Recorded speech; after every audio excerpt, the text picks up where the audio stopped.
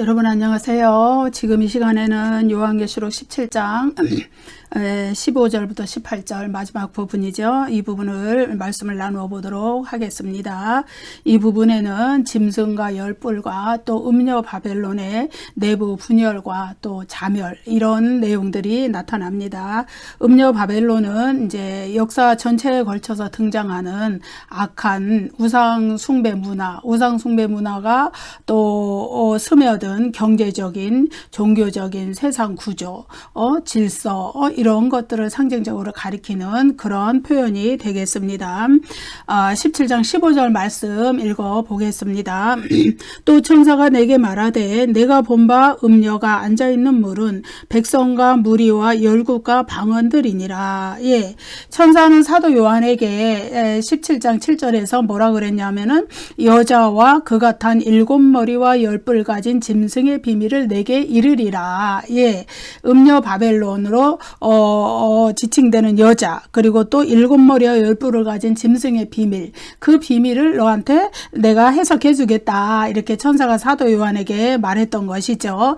그래서 이제 천사는 17장 계시록 17장 8절부터 14절까지에서는 7머리와 10뿔을 가진 짐승의 비밀에 대해서 해석을 해 주었고, 이제 17장 15절 18절에서는 여자 음녀 바벨론의 정체와 또 그의 궁극적인 운명, 그거에 대해서 이제 해석을 해 주고 있는 것입니다.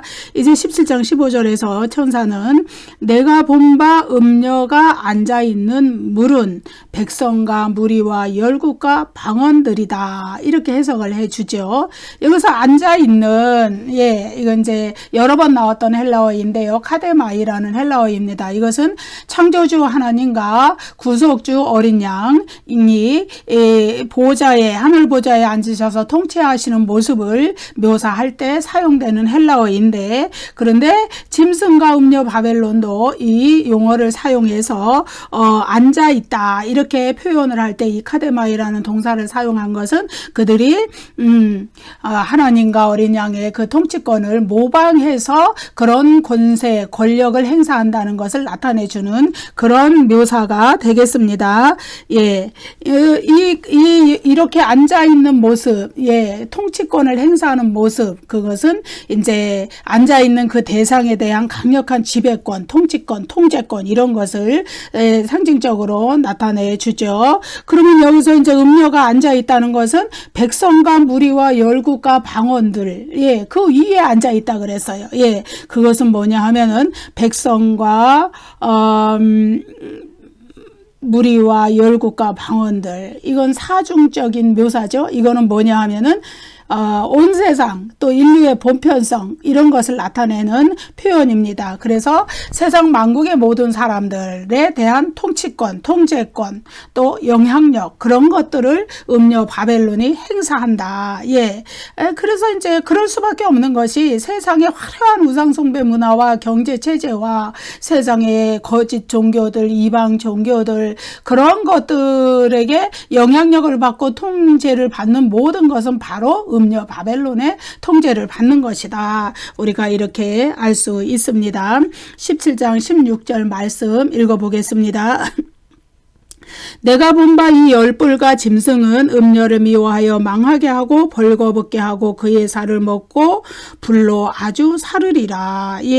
그런데 이제 17장 16절에 이 사건을 보면 조금 의아한 점이 들죠. 왜냐하면은 이미 17장 14절에서 무엇이 나왔냐 하면은 짐승과 그의 동맹자들인 열 왕이 종말론적인 대전쟁, 아마겟돈 전쟁에서 어린 양과 더불어서 싸우기 위해서 강력한 연합 전선을 구축했는데 그 어린 양한테 대패해서 멸망의 길로 간 사실이 이미 14절에 나와 있는데 16절에는 이 열불과 짐승이 음녀를 이렇게 또 망하게 한다, 이런 내용이 나와 있잖아요. 이거는 왜 그런가 하면은 17장 14절 제가 다시 읽어볼게요. 그들이 어린 양과 더불어 싸우려니와 어린 양은 만주의 주시오 만왕의 왕이심으로 그들을 이기실 것이요 부르심을 받고 택하심을 받은 진실한 자들도 이기리로다. 여기서 그들이는 짐승, 그리고 짐승은 적그리스도의 정권을 이야기하죠. 그리고 열왕은 적그리스도의 앞잡이 노릇을 하는 세상의 왕들, 세상의 통치자들, 적그리스도에게 충성하는 세상의 정권들, 속국이나 뭐 동맹국이나 아니면 뭐 그 이념을 추종하는 자들이나 그런 것이죠. 그들이 어린 양과 그리고 또 부르심을 받고 택하심을 받은 진실한 성도들에게 패한다는 내용이 이미 14절에 나와 있어요. 그 패해서 어디로 가느냐? 불못으로 이제 가는 것이죠. 이미 다 패하고 끝났는데 16절에는 또 음녀 바벨론을 벌거벗게 하고 살을 먹고 불러 사르고 막 이런 얘기가 나오잖아요. 예, 이 얘기는 뭐냐 하면은 14절이 이게 16절과 14절이 순서가 역전돼서 나오는 거는 14절이 삽입구절이기 때문에 그래요. 예. 그렇기 때문에 이 순서가 역전된 것은 삽입구절 14절이 나중에 삽입된 삽입구절이라 그렇다고 우리가 이해를 할 수 있습니다.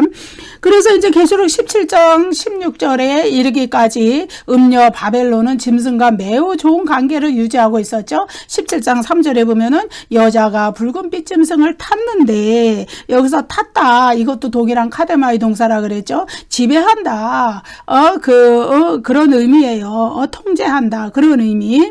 근데 음녀가 짐승에 대해서 통제력을 그렇게 가지고 있었다는 의미는 뭐냐 하면은 음녀 바벨론은 로마 1세기의 역사적 배경, 지리적 배경에서 보면 1차적으로는 로마 제국을 상징한다 그랬거든요. 로마 제국의 경제적 번영, 화려한 문화, 종교, 이방 종교들, 세상 질서, 관습, 여러 로마 제국의 그 화려한 것들을 의미한다 그랬는데 그러한 것들은 바로 로마 제국의 정치적, 군사적 권력, 예, 그거는 짐승, 적그리스도의 세력을 상징하는 거예요. 그것의 비호 아래 발전이 되었다. 그런 의미를 가지고 있는 거예요. 1차적으로는 사도 요한 당시에 로마 제국을 상징하지만은 여기에 짐승과 음녀 바벨론이 그러나 궁극적으로는 역사 속에서 하나님을 대적하는 적그리스도의 정치 권력과 그리고 또 하나님을 대적하는 우상숭배 문화, 이방의 문화, 그런 경제 제도들 이런 것들을 상징하는 것이죠. 그래서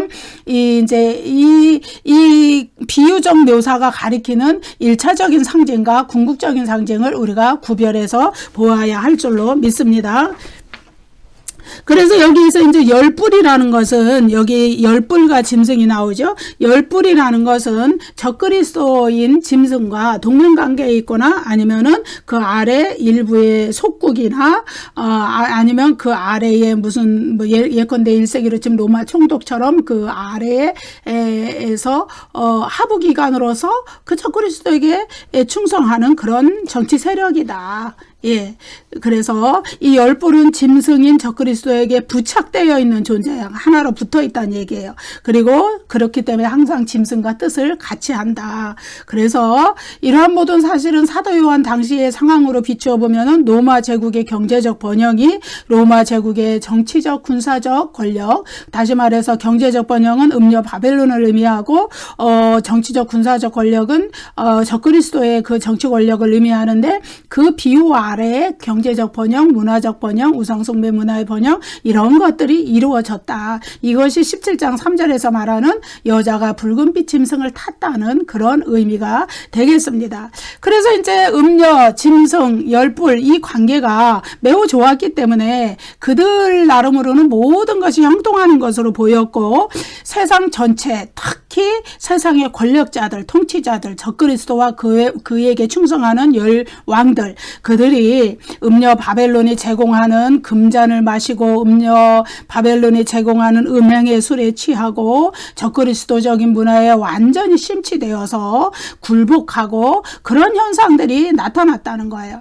세상 문화의 달콤함에 빠져서 향락, 유혹, 사치에 젖고 예. 그런데 어느 시점에 이르러서 그들 사이에 분열이 발생한다. 적그리스도의 정권을 구성한 바로 그 세상의 권력자들, 통치자들이 음녀 바벨론, 그 화려한 문화, 경제 이런 것들을 대적하는 일이 발생을 한다. 예, 언제, 어느 시점.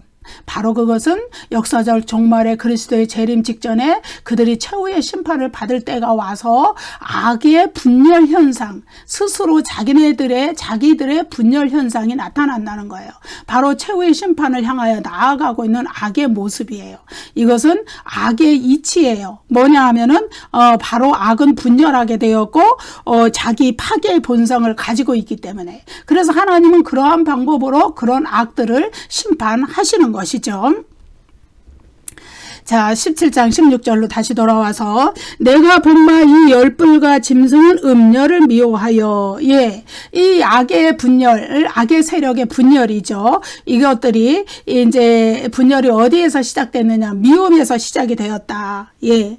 그런데 여기서 미워하여, 이것이 이제 헬라어가 미래 시제거든요. 이것은 미래의 어느 시점에 열불과 짐승이 음녀 바벨론과 적대 관계를 형성할 것을 보여주는 거예요. 정치 권력, 군사 권력, 그러한 것들이 경제제도, 문화, 사치, 세상 질서와 구조 이런 것과 적대 관계를 형성한다. 예. 그래서 열왕은 자신의 모든 능력과 권세를 짐승에게 이양했고, 음녀 바벨론은 바로 그 짐승을 타고 있었기 때문에 그들 3자의 결합이 매우 강력한 것으로 보였는데 왜 그들 사이에 그러한 적대 관계가 형성이 되었는가? 그것은 바로 악의 사탄의 세력의 자기 파괴 본성 때문이라. 자기네끼리 스스로 분열하고 스스로를 파괴하는 본성, 스스로 자멸을 향하여 나아가는 현상, 그 현상이 역사적 종말에 나타난다는 거예요.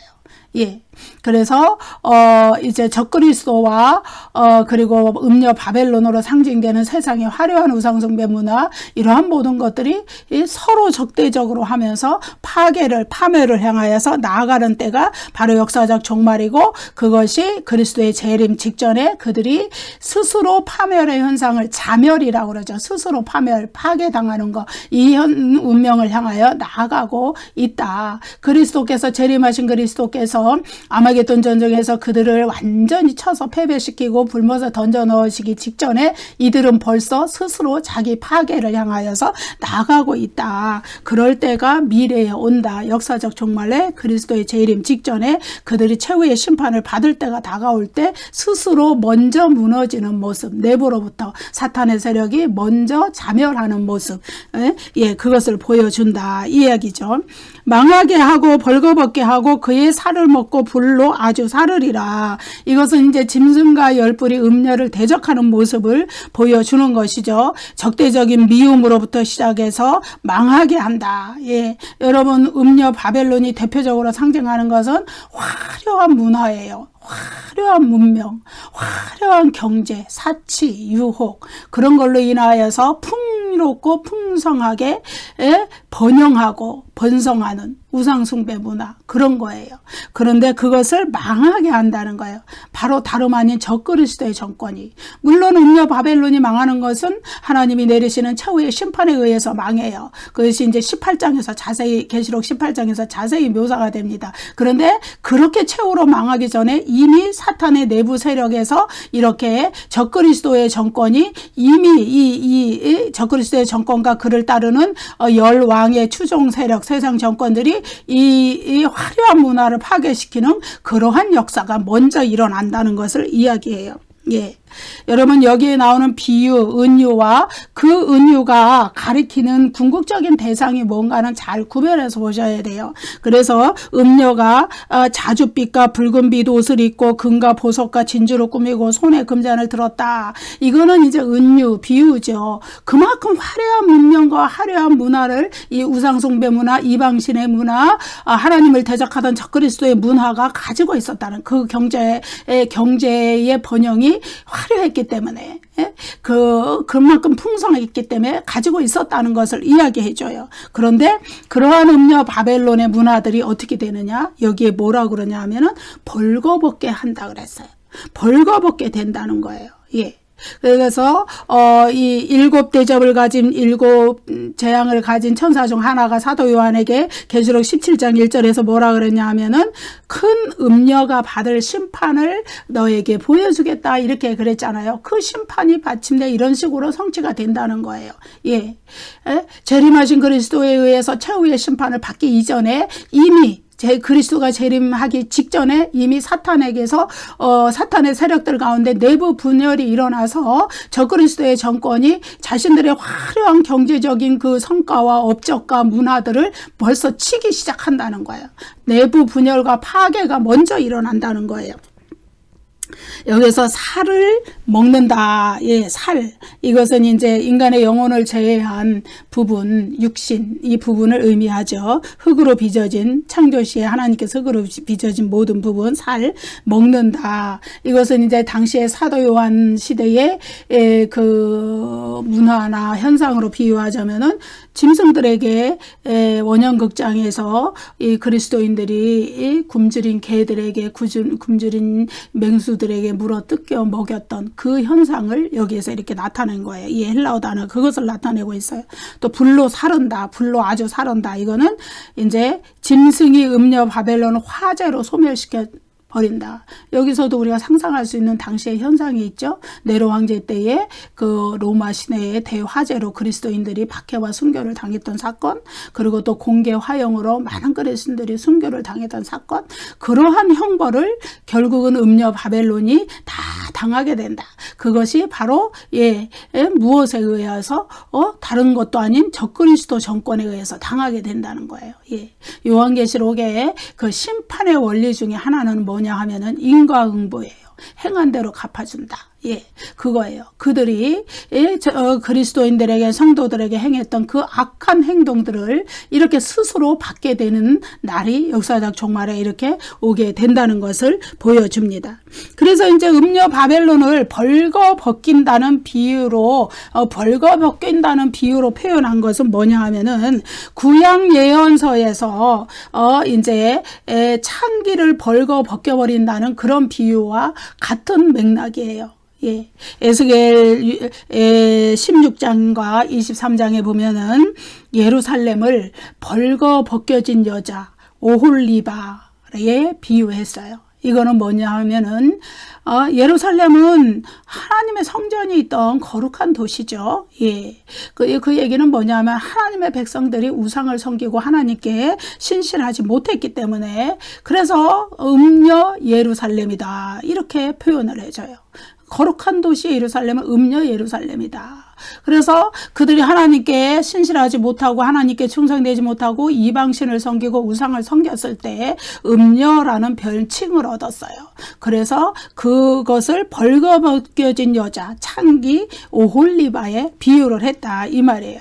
그래서 그 에스겔서에 보면은 이제 그들이 벌거벗겨진 상태가 될 것이다 말했는데 그 상태는 어떤 상태였느냐? 당시에 새롭게 일어난 신바벨론 제국 느부갓네살이 통치하던 그것에 의해서 유다 왕국이 침략을 당해서 멸망을 당했던, 그래서 그들이 예루살렘 성전이 파괴되고 막 이렇게 포로로 끌려갔던 그 현상을 벌거벗겨진다. 벌거벗겨진 여자, 음녀 예루살렘, 벌거벗겨진 여자 올리바 이런 식으로 표현을 했던 거예요.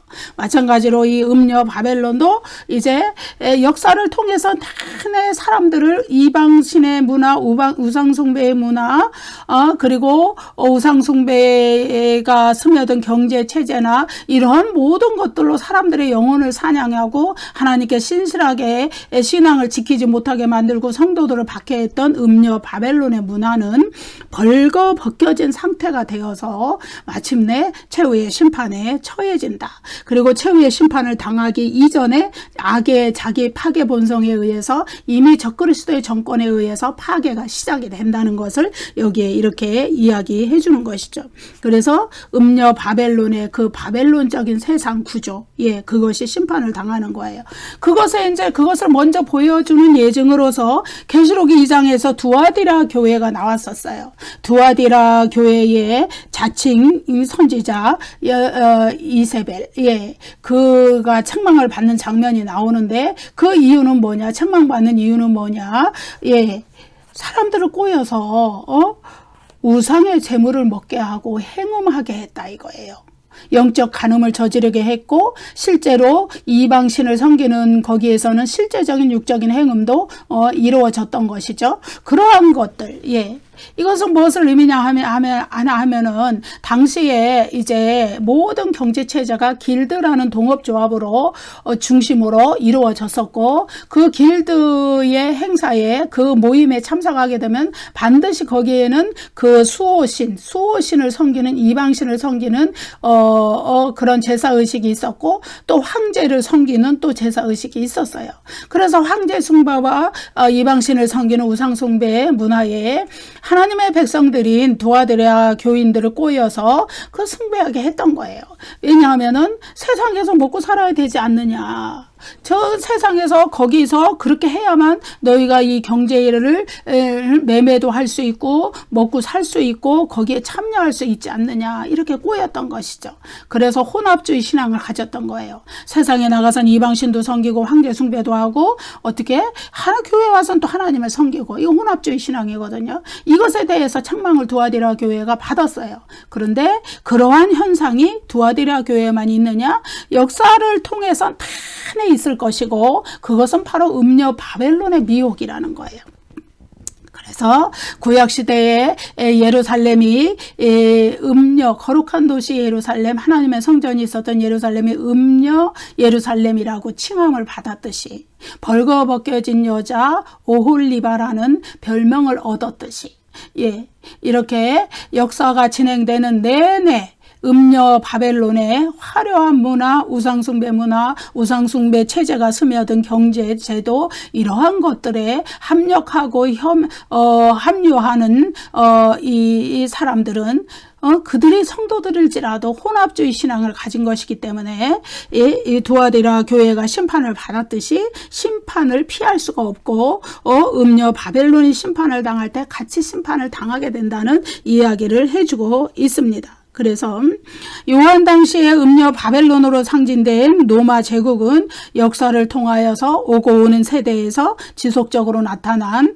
초시간적인 경제적, 종교적 문화와 제도를 가리키는 거예요. 우상숭배가 스며든 우상숭배적인 경제구조, 그것과 결탁함으로써 배교하는 교회, 또 이스라엘일지라도 믿지 않는 이스라엘, 그리스도를 부인하는 그런 자들도 악한 이 구조 심판받을 음녀 바벨론과 함께 취급이 된다. 그 얘기예요. 예.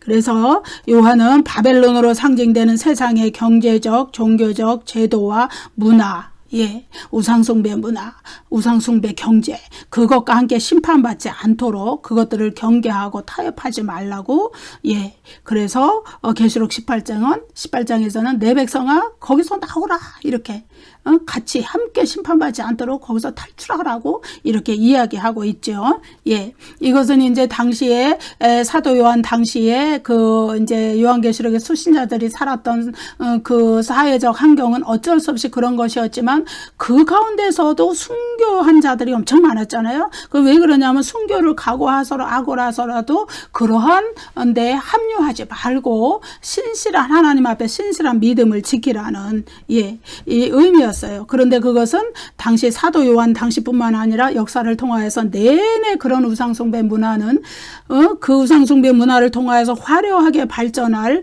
음녀 바벨론의 경제 제도와 문화, 종교적 제도 이런 것들 그런 것에 합류하지 말라는 것을 이야기해주고 있어요. 그런 것들은 결국은 하나님의 심판의 대상이 되고 역사적 종말이 돼서 역사가 끝날 때 그리스도의 재림 직전에 그리스도의 재림이 이루어지면 최후의 심판이 일어나서 이런 것들은 모두 최후의 심판을 받고 불못으로 던져질 것인데 그 이전에 이미 그리스도의 재림 직전에 예. 바로 적그리스도의 정권과 또 그의 동지들 열왕으로 지칭이 되는 그의 추종자들에 의해서 이미 벌써 그 화려한 문화와 경제제도와 이런 것들은 무너지기 시작할 것이다. 붕괴되기 시작할 것이다. 그것이 바로 여기에 보면은 짐승과 열왕이 음녀 바벨론을 망하게 하고 벌거벗게 하고 그의 살을 먹고 불로 사르리라 이 의미예요. 예, 그것이. 그래서 계시록 17장 16절부터 17절의 사건은요, 악의 사탄의 세력 안에서 일어나는 아주 놀라운 그 내부 분열을 보여줘요. 예, 내부 분열. 짐승과 열뿔이 음녀 바벨론을 멸망시키는 것은 사탄이 사탄을 거슬러 쫓아내는 분열이 되는 거예요. 그래서 열뿔은 짐승의 대의를 따르기 때문에, 뜻을 따르기 때문에 음녀 바벨론으로 상징되는 화려한 경제, 화려한 문화, 문명, 또 이방신의 종교 문화, 이러한 것들과 맺어왔던 동맹도 다 깨버리고, 그래서 완전히 먼저 자기 내부에서부터 붕괴하는 현상이 역사적 종말에 일어난다. 예, 그러니까 적그리스도가 사탄의 세력이 최후의 심판을 거쳐서 멸망하기 전에 먼저 바벨론을 치기 시작한다는 거예요. 세상의 화려한 문화, 문명, 경제를 치기 시작한다는 거예요. 스스로의 자기 분열이에요. 그동안 서로 협력해서 많은 영혼들을 유혹하고 미혹하고 사냥해서 지옥으로 끌고 갔던 역할을 잘 해왔던, 서로 협력하는 동지였는데 그렇게 한다, 이 이야기죠. 그래서 짐승과 함께하는 이 열뿔의 짧은 통치, 자신들의 동지인 음녀 바벨론까지 쳐버린, 그 통치는 이제 하나님의 계획이 완성될 때까지만 이루어지는데, 하나님의 계획이라는 거는 곧 재림이 이루어지고 재림과 함께 완성될 하나님 나라를 의미해요. 재림과 함께 이 악의 세력들이 짐승, 사탄, 짐승, 거짓 선지자, 열불, 음녀 바벨론, 이 악으로 지칭되는 여러 세력들이 완전히 불못으로 던져지고 이제 새하늘과 새 땅이 열릴 때, 그때 하나님 나라는 완성되는 것이죠. 여러분, 그래서 우리가 이 사실을 생각을 해볼 수가 있어요. 마태복음 7장 24절에서 예수님이 무엇라고 말씀하셨냐면, 한 사람이 두 주인을 섬길 수 없다. 왜냐하면은 이것을 중히 여기고 저것을 경히 여기거나, 혹은 이것을 사랑하고 저것을 미워하는 그런 일이 발생하기 때문에. 그러면서 그 끝에 뭐라고 말씀하시냐? 재물과 하나님을 겸하여 섬기지 못한다. 예. 이거는 무엇이냐 하면은, 종말 시대를 살아가는 우리가 재물에 마음을 뺏기면 하나님을 제대로 섬기지 못한다는 거예요. 음녀 바벨론이 바로 재물을 원하는 우리의 마음에 파고 들어와요. 예.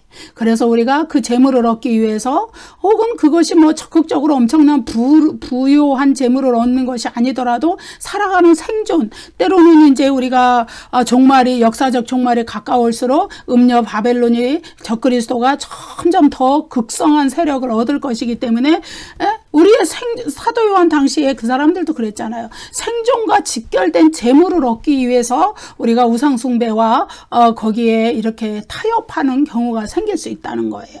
그렇지만은 신앙은, 종말 시대의 신앙생활의 황금 유리는 절대로 겸하여 섬기지 못한다는 거예요.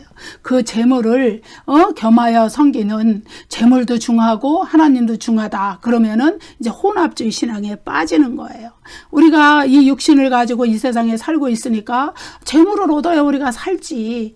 양식도 사야 되고, 필요한 옷도 사야 되고, 아이들한테 필요한 교육비도 들어가야 되고, 집도 사야 되고, 우리 시대의 가장 큰 이슈는 이 부동산. 이것도 마련해야 되는데, 어떻게 저것이 하나님이 기뻐하시지 않는 우상숭배 문화라 그래서 내가 배척하고 살겠느냐, 이러면서, 구체적인 얘기를 더 들어갈 수가 없는 거죠. 여러분 각자의 생각에 맡길게요. 어쨌든 신앙적인 양심을 하나님 앞에 지켜가야만 한다. 그것들은 반드시 멸망할 것이기 때문에. 그래서 하나님의 방법으로 경제 생활을 우리가 영위해 나가야 되고, 그것이 하나님의 방법으로 경제 생활을 영위한다는 것이 반드시 우상숭배 문화와 결탁할 필요는 없어요. 정직하게 하나님 앞에 서서 경제 생활을 해 나갈 때 또 하나님이 다른 것으로 또 다 우리가 살아갈 수 있는 길을 내어 주실 거라고 믿기 때문이죠. 17절 말씀 읽겠습니다. 이는 하나님이 자기 뜻대로 할 마음을 그들에게 주사 한 뜻을 이루게 하시고 그들의 나라를 그 짐승에게 주게 하시되 하나님의 말씀이 응하기까지 하심이라. 짐승과 열뿔을 쳐부순 어린 양에 대한 묘사가 17장 14절에 이미 나왔어요. 재림하신 어린 양과 또 성도들이 짐승과 열뿔을 쳐서 이기는 거 17장 14절에 나왔는데, 이것은 이제 19장 11절부터 16절에서 묘사하는 재림하신 그리스도가 짐승과 그 거짓 선지자 이런 악의 세력들을 다 물리치시는 그런 묘사와 동일한 내용을 담고 있다고 그랬어요. 그래서 17장 14절에서는 한 구절로 간단하게 요약해 준 것이고, 19장에서는 이제 자세하게 구체적으로 설명을 해준 그런 차이점이 있는 것이죠. 그것은 이제 아마겟돈 전쟁이에요. 그것은 사탄이 이제 마지막에 자기네들이 멸망으로 불못으로 들어가기 이전에 이제 직전에 성도들을 총 공격해서 대반역을, 그리스도께 하나님께 대반역을 일으킨 사건이 되고, 아주 그 결전이에요. 최후의 결전이에요. 사실은 하나님께서 그들을 모아서 멸망으로 밀어넣기 위해서 그렇게 모으게 했지만, 그들이 아무튼 모여서 그렇게 성도들을 총 공격하는 아마겟돈 전쟁이 일어나는데, 성도들은 그 환난 가운데서 고난을 당하지만은 재림하신 그리스도에 의해서 구원을 얻고, 그리고 재림하신 어린 양 그리스도께서 이 사탄의 총직결한 세력을 완전히 멸망시키는 장면, 그것이 이제 17장 14절과 19장에 이렇게 나타나는 것이죠. 그런데 이 전쟁을 위해서, 이 전쟁에서 승리하기 위해서 그들이 총직결했다 그랬잖아요. 용, 짐승, 거짓 선지자, 또 그들을 추종하는 불신자들, 짐승의 표를 받은 자들 다 모이는 거예요. 마지막 때에. 그때에 모여가지고, 음녀 바벨론과도, 이제 절연을 해버려요. 그들이 그동안 막 이렇게, 옹호하고 발전시켜왔던 모든 발전된 문명과 문화와 경제, 이거 다 파괴해버리고 모이는 거예요. 그래서 한 뜻으로 뭉쳐서 어린 양과의 최후의 전쟁을 불사하는 것이죠. 그동안 섬겨왔던 모든 사상과 이데올로기 이런 것들도 다 거기에 해당이 되죠. 그런 것도 다 버리는 거예요. 다 버리고 이제는 오직 결전만 남았다 이렇게 하고 아마겟돈 전쟁을 준비하러 모였는데, 그들은 이제 재림하신 그리스도에 의해서 아주 박살이 나고 어떻게 되느냐, 불못으로 던져져서 그들의 최후의 멸망을 맞이하게 된다. 그런데 여기서 17장 17절에서는 그러한 모든 일을 계획하신 분, 그러한 모든 일을 주관하시고 섭리하시는 분은 바로 하나님이시다, 그것을 이야기하는 거예요. 17장 17절에서. 그래서 사탄의 세력은 하나님의 주권적인 통치 안에서 그렇게 행한다. 그들이 총직결해서 아마겟돈 전쟁을 성도들을 향하여 먼저 일으켰지만은 재림하신 그리스도에 의해서 대패하고 멸망의 길을 불못으로 떨어지는 이 모든 것, 그것이 하나님의 주권과 섭리 아래 있다. 그래서 하나님은 악을 심판하기 위해서 악을 또 도구로도 사용하세요. 음녀 바벨론을 먼저 치시기 위하여서 짐승과 열뿔을 먼저 사용을 하셨죠. 그래서 그들은 하나님의 도구로서, 심판의 도구로서 일시적으로 사용이 된 것이죠. 그래서 이제 계시록 17장 17절에서 이는 하나님이 자기 뜻대로 할 마음을 그들에게 주사 한 뜻을 이루게 하시고 그들의 나라를 그 짐승에게 주게 하시되, 이 구절은요, 세 개의 부정사절로, 헬라어 부정사절로 이루어졌는데, 이거는 이제 이 세 개의 부정사절은 계시록 17장 12절부터 16절에서 일어났던 사건들을 좀 더 보충 설명해 주는 역할을 해요. 특히 17장 16절의 사건을, 그 원인을 설명해 주는 역할을 해요. 16절에서 뭔 일이 일어났냐, 열불과 짐승이 음녀를 미워하고 망하게 하고 불사르는 그런 아주 그냥 파괴하는 그런 현상이 일어났는데, 그 원인이 뭐냐, 그것을 17절에서 부정사절 3개로서 설명을 해주는 것이죠. 그래서 이제 첫 번째 부정사절은 이제 일반적인 차원에서 하나님의 주권적인 의지와 목적에 따라서 이러한 일이 발생했다는 것을 일반적인 차원에서 설명을 해주고, 그 두 번째와 세 번째 부정사절은 좀 더 구체적인 차원에서 설명을 해주는 거예요. 그 부정사절을 볼게요. 자기 뜻대로 할, 여기서 할, 이것이 부정사예요. 포이에사이라는 부정사. 그 다음에 한 뜻을 이루게 하시고, 여기서 이루게 하시고, 포이에사이, 이것도 부정사예요. 그 다음에 그들의 나라를 그 짐승에게 주게 하시되, 여기에서 주게 하시되, 이 두나이라는 부정사예요. 이 헬라어 부정사들이 무엇을 의미하느냐 조금 더 살펴보겠습니다.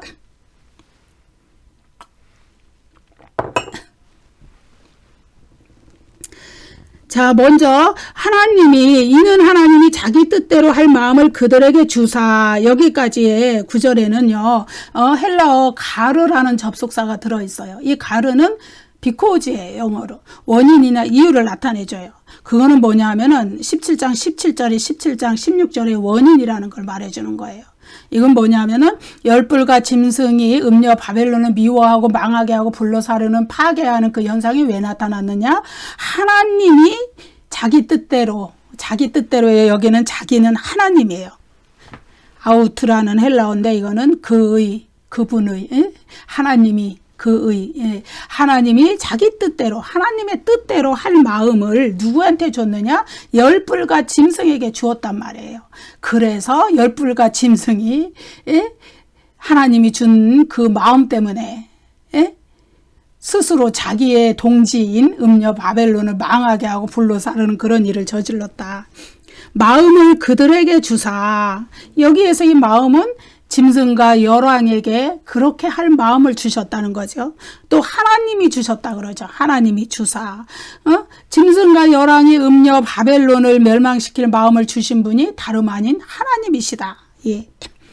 열불과 짐승과 음녀 바벨론. 이 세 개의 악의 세력을 의미하죠. 이 악의 세력이 자기들이 하나인데 원래는 다 사탄에게 종속된 자들이잖아요. 그런데 자기네들이 스스로 분열해서 망하게 하고 파괴하는 자기 파괴적 행위를 일삼는 것은 역사적 종말에 그럴 때가 온다 그랬죠. 재림하시기 직전에 하나님의 뜻에 따른 것이고 그들에게 그렇게 행동할 마음을 주신 분은 바로 하나님이시라는 거예요.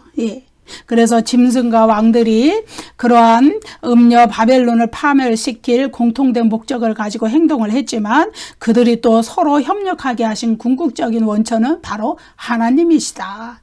하나님 안에 있다. 그들은 하나님의 목적에 의해서 그 수단으로 사용이 되었다. 자, 여기 보면은 그들이 한 뜻을 가지고 여기 이제 자기 뜻대로 할, 이것이 이제 아까 부정사절이죠. 부정사절이죠.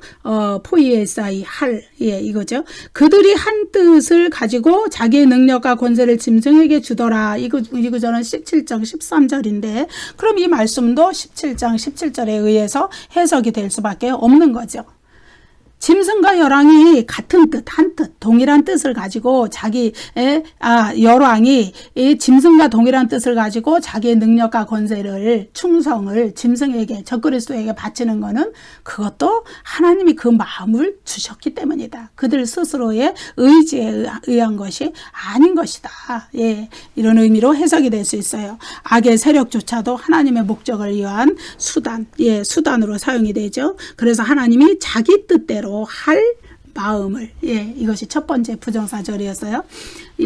그래서 사탄인의 능력이나 권세도 오직 하나님의 권세와 능력에 의존하는 것이지 그들이 독자적으로 그것을 행사할 수 있는 힘이 없는 거예요.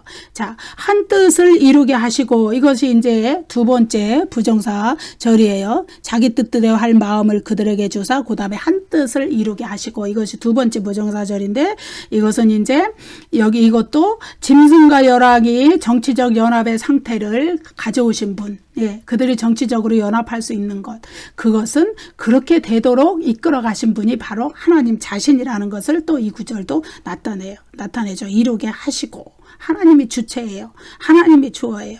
그리고 하나님이 맨 앞에 나와 있죠. 이는 하나님이 자기 뜻대로 할 마음을 그들에게 줘서 한 뜻을 이루게 하시고, 그 다음에 세 번째 부정사절, 그들의 나라를 그 짐승에게 주게 하시되, 이것도 주어가 앞에 나온 하나님이에요. 이는 하나님이 자기 뜻대로 할 마음을 그들에게 주사 한 뜻을 이루게 하시고 그들의 나라를 그 짐승에게 주게 하시되, 세 번째 부정사절인데 그들의 나라, 이거는 무슨 나라냐? 열왕의 나라예요. 열왕의 나라를 짐승에게 주게 하신 것도 하나님이시다. 그래서 적그리스도의 정권에 충성하게 한 세상 정권들, 세상의 세력들이 적그리스도의 정권에 충성하는 거, 그것도 여기에 보면 주어가 하나님으로 되어 있어요. 사탄의 세력이 움직이지만 그 모든 것을 주관하시는 분은 하나님이시다. 예. 그런데 그거는 언제까지냐? 그렇게 되는 것은 언제까지냐? 하나님의 말씀이 응하기까지 하심이라. 응하기까지 일정한 한계를 그어줬죠. 여기서 아클이라는 뭐뭐까지 이거는 한계, 시간이나 공간과 관련된 한계를 설정해주는 전치사인데 이것은 짐승과 열왕이 연합하여 음녀 바벨론을 멸망시키는 사탄의 자기 파멸적 행동은 오직 하나님의 말씀이 응하기까지 허용된다. 그 응하기까지가 언제냐? 하나님의 말씀이 성취되는 것. 그거는 뭐냐면 하나님이 친히 대적들을 멸망시키시고 하나님의 나라를 완성하시는 그때가 이루어지기까지. 예. 그래서 계시록 10장 7절에서 하나님의 그 비밀이 이루어지리라. 그것도 하나님의 재림으로 인해서 하나님의 나라가 완성되기까지를 가리켰거든요. 그래서 이 하나님의 말씀이 응하기까지 하심이라 혹은 10장 7절에 하나님의 그 비밀이 이루어지리라. 이 말씀은 뭐냐 하면은 인간이 예상하지 못한 가운데 심지어 사탄도 자신의 행동과 궁극적인 운명을 예상하지 못한 가운데 하나님이 정하신 때에 하나님의 나라가 완성이 되는 때가 온다는 거예요.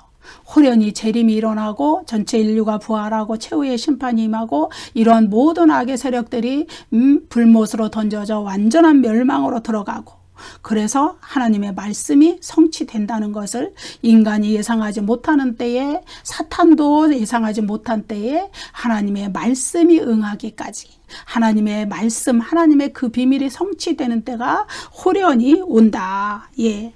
그래서 역사의 끝에 사탄의 세력은 이제 잠시 잠깐 자신의 때를 얻어서 성도들을 총 공격하고 자신들이 외관상 승리하는 것처럼 보이는 짧은 때가 온다 그랬어요. 그때가 바로 대환란의 때라서 성도들은 지하로 숨어야 되고 교회들은 이제 지하교회로 숨어야 되고 복음의 전파가 더 이상 되지 않고 성도들은 대환란을 견뎌야 되는 때가 오는데 그것은 아주 짧은 순간의 때이고 그 때가 호련히 지난 후에 재림하시는 그리스도에 의해서 성도들은 그 환란으로부터 구원을 얻고 그때 성도들을 총 공격하던 사탄의 모든 세력들은 다 멸망으로 들어간다. 예. 그때가 이르기 직전에 먼저 무엇이 일어나느냐? 사탄의 자기 파괴적, 자기 파멸적 본성 때문에 적그리스도의 정권이 그동안 자기네들과 같이 이렇게 누려왔던 음녀 바벨론을 영화를 누려왔던 음녀 바벨론을 먼저 파괴. 그래서 재림하신 그리스도에 의해서 파멸당하기 전에 먼저 음녀 바벨론을 파괴한다는 거예요. 예. 그래서 악한 적그리스도의 정권의 자기 파멸적 본성이 세상 전역에 걸쳐 있는 보편적인 우상숭배적인 종교 문화, 또 우상숭배적인 경제적 구조, 그러한 것들을 먼저 파괴하기 시작한다는 거예요. 그것은 이제 사탄의 자기 파괴적인 어리석인 행동인데 그것은 오직 하나님의 주도권 아래서 하나님의 주관 아래서 그런 일이 발생하고 그래서 역사적 종말에 역사가 끝날 때 하나님은 사탄이 스스로 분쟁하도록 함으로써 그들이 최종적인 패배를 향하여 나아가도록 이끌어 가신다. 예. 이제 마지막 구절 보겠습니다. 또 내가 본 그 여자는 땅의 왕들을 다스리는 큰 성이라 하더라. 7 대접을 가진 7 천사 중 하나가 이제 계시록 17장 1절에서 뭐라 그랬냐면 많은 무리에 앉은 큰 음녀가 받을 심판을 너에게 보여주겠다고 사도 요한에게 말했어요. 그리고 지금 또 여자 음녀 바벨론 또 그가 탄 7머리와 10뿔 가진 짐승의 비밀을 해석해 주었어요. 지금까지. 그런데 이제 마지막으로 그 해석의 끝에 계시록 17장 18절에서 다시 내가 본 그 여자는 이것이 나오죠. 17장 1절에서 많은 무리에 앉은 큰 음녀가 받은 심판을 보여주겠다 그랬는데 바로 그 여자를 의미하는 거예요. 그리고 그 여자의 상징적 의미에 대해서 마지막으로 다시 한번 그 여자의 정체성에 대해서 해석을 해줘요. 그러면서 뭐라 그러냐면은 그 여자는 바로 땅의 왕들을 다스리는 큰 성이다. 이렇게 해석을 해주죠. 요한계시록에서 이제 큰 성이라 그러는 거는 11장 8절을 제외하고는 다 음녀 바벨론. 당시의 역사적 지리적 환경에서 보면은 로마 제국. 그리고 궁극적으로는 역사 내내 진행되는 그 이렇게 화려한 발전된 경제 제도와 우상 숭배 문화 뭐 그런 것들을 궁극적으로 가리키는 거예요. 계시록 11장 8절은 예루살렘을 가리켜요. 그런데 그냥 주께서 십자가에 못 박히신 곳이라 하니까, 그런데 거기는 영적인 소돔이고 영적인 애굽이라고 이런 말이 붙어있기 때문에 그냥 예루살렘을 말하는 것이 아니라 영적 예루살렘, 다시 말해서 주님께서 인간의 죄 때문에 십자가에 못 박히신 모든 세계의 악한 도시들, 예, 그러니까 믿지 않는 불신자들의 세상을 의미하는 거예요. 거기에서 그 두 증인의 시체가 버려진다. 이제 그런 의미로 11장 8절에서는 거기서는 이제 영적 예루살렘을 가리키지만 거기서 큰 성이라는 표현이 나오거든요. 그렇지만 그 이외의 모든 구절에서 큰 성이라는 단어는 바벨론, 로마, 예. 베드로전서에서는 이 로마를 가리켜서 바벨론이라는 용어를 직접 썼죠. 예, 그렇게 되겠습니다. 자, 땅의 왕들을 다스리는 큰 성이라는 묘사는 음녀 바벨론이 세상 전체에 대한 주권을 행사한다. 세상 전체에 대한 우주 만물의 주권은 하나님께 있지만은, 그러나 이 사탄의 세력이 그 하나님의 것을 찬탈해서 자기의 것으로 다 영향력을 미치고 통치하고 다스린다. 예. 그래서 그것은 당대의 로마 제국에 대한 영향력뿐만 아니라 역사 전체에 걸쳐서 인간의 세상을 지배하면서 문화, 경제, 우상숭배 이런 모든 것들을, 그래서 우상숭배의 경제적, 우상숭배의 경제, 우상숭배의 종교, 이런 모든 세상의 구조, 질서, 관습, 아무튼 그런 모든 것들, 사상, 종교, 이런 모든 것들, 하나님을 대적하고 우상을 섬기는 문화에 해당되는 모든 방면에 걸친 이러한 모든 것들, 예. 그래서 대표적으로 경제적이고 종교적 구조라 이렇게 얘기하지만은, 하여튼 인간의 그 사상과 문화 모든 것들을 지배하는 모든 문화들, 이러한 것들을 나타내 주는 것이 음녀 바벨론인데, 그 영향력은 역사가 진행되는 내내, 그리스도의 초림과 재림까지의 역사가 진행되는 내내 초시간적으로 나타난다. 그리고 역사의 끝에, 마지막 때에 그 역사의 끝에, 역사적 종말에 재림 직전에까지 그것은 있다가 이제 적그리스도의 정권에 의해서 먼저 파괴를 당하는 그런 일이 발생한다는 것을 오늘의 말씀을 통해서 우리가 이렇게 말씀을 나누어 보았습니다. 여러분 감사합니다. 다음 시간에 또 뵙겠습니다. 구독과 좋아요를 많이 눌러주세요.